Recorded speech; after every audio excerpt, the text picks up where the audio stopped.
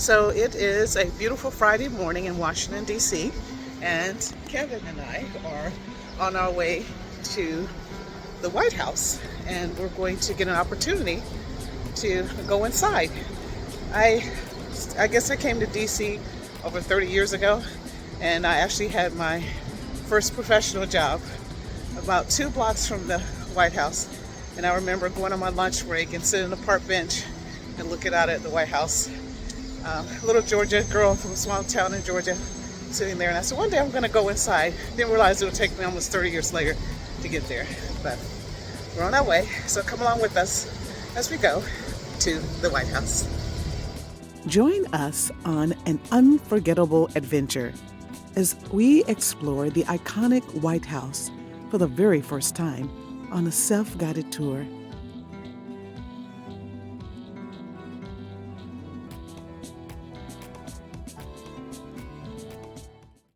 It is ironic that between the two of us, we have lived inside and outside of the D.C. metropolitan area, which includes Maryland, D.C., and Virginia, for the last 30 years, but we had never visited the White House.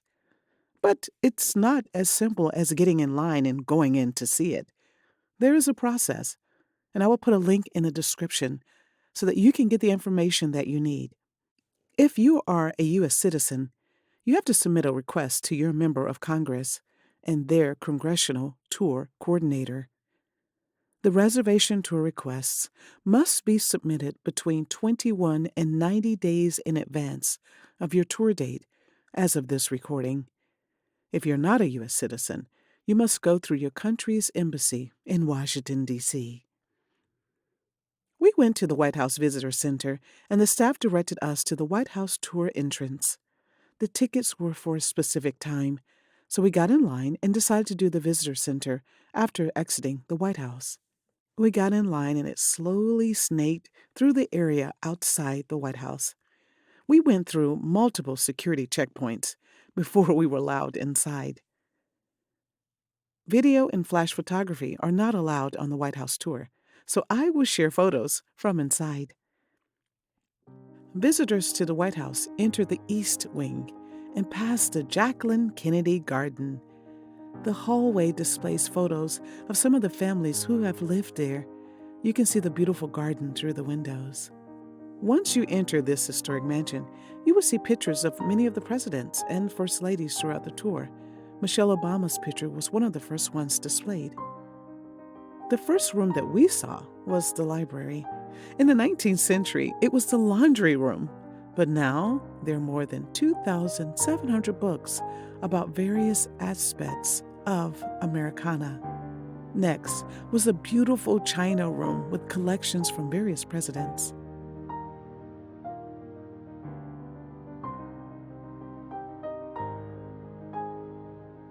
The opulent Vermeil room displays sterling silver objects that have been coated with gold.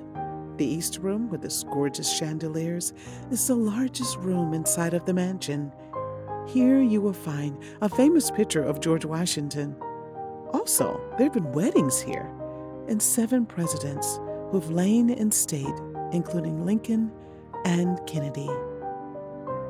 Next, there are 3 smaller reception rooms. The Green Room. Jefferson liked to use the Green Room as a dining room. The Blue Room is in the shape of an oval. This is the location of the official White House Christmas tree every year. Here you can get an amazing view of the Washington Monument from the window.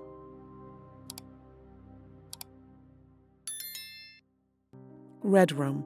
This is a room where many first ladies like to receive their guests. The state dining room is the second largest room in the mansion. This room can seat 140 guests, and carved on the mantel is the famous blessing from President John Adams.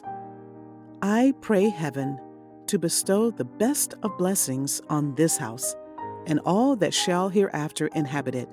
May none but honest and wise men ever rule under this roof. Now, there are many portraits of many presidents throughout the White House. This picture of President Kennedy was painted after his death and put on public display in 1971. When you walk down the hall, you will see the famous grand staircase. Here, presidents are usually photographed by the press before an important event. Before exiting the White House, you may want to stand in line to get a photo in front of the presidential seal.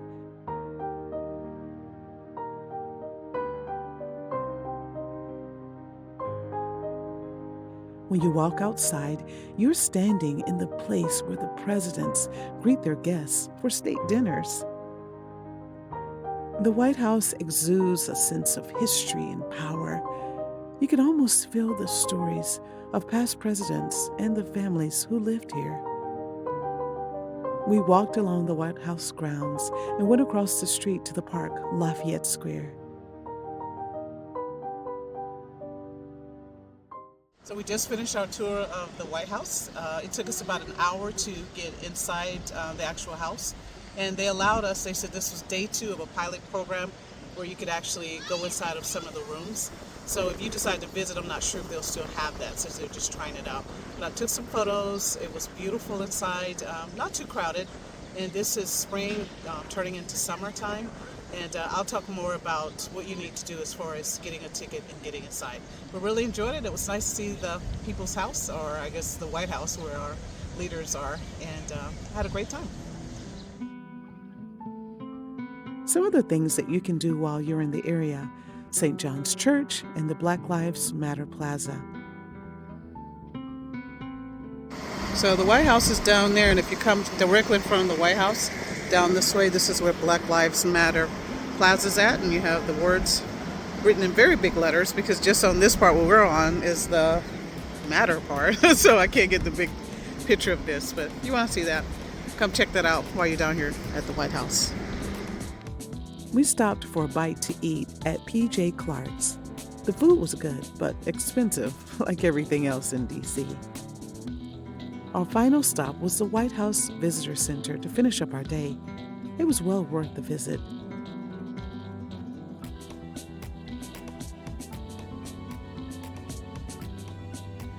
If you ever get the chance, I recommend this experience, especially if you're a history buff like me.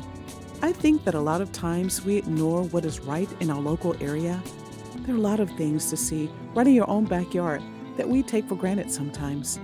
You don't have to go across the world to find a cool place to visit. People come from around the world and visit this place, so I am glad that I made the time to see it. I hope that you enjoyed today's video. Please like and comment below and let us know if you've been to the Washington, D.C. area. And also consider subscribing. We would really appreciate it. We look forward to seeing you in our next video. Take care, everyone, and safe travels.